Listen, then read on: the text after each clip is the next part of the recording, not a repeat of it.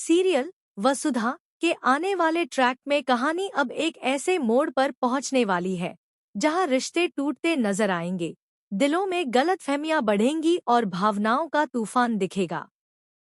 अब कहानी का सबसे बड़ा झटका देव और वसुधा के रिश्ते को लेकर आने वाला है, क्योंकि अब वसुधा ने देव को छोड़कर जाने का पूरा फैसला ले लिया है।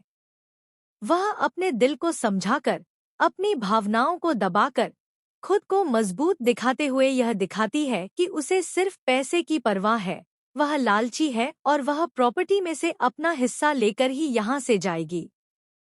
असलियत कुछ और है, लेकिन देव के सामने वह ऐसा नाटक कर रही है कि वह सिर्फ लालच और स्वार्थ के लिए इस घर में आई थी।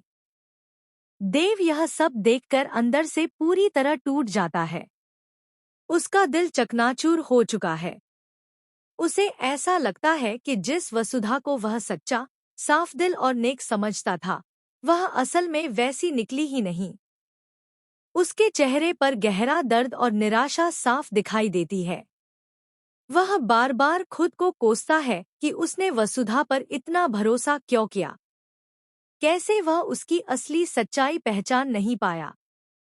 उसे अब यह महसूस होने लगा है कि शायद चंद्रिका जो कहती थी वही सही थी। वही सही इंसान थी जो शुरू से उसे सच बता रही थी। इसीलिए अब देव अपनी मासा यानी चंद्रिका से माफी मांगने का फैसला करता है।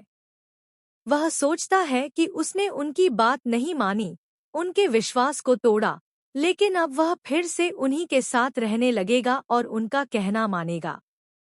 इसी बीच वसुधा पूरी तरह से टूट चुकी है, लेकिन वह अपना दर्द किसी को दिखाती नहीं।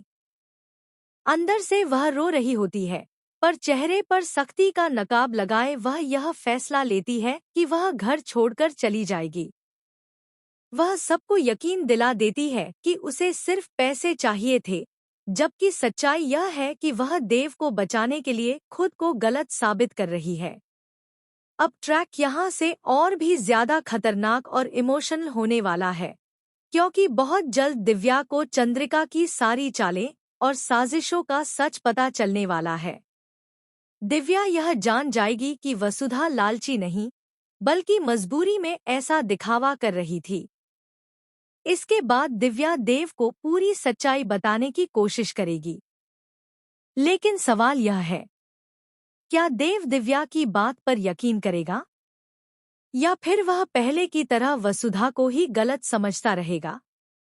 फिलहाल जो माहौल है, उसमें देव के मन में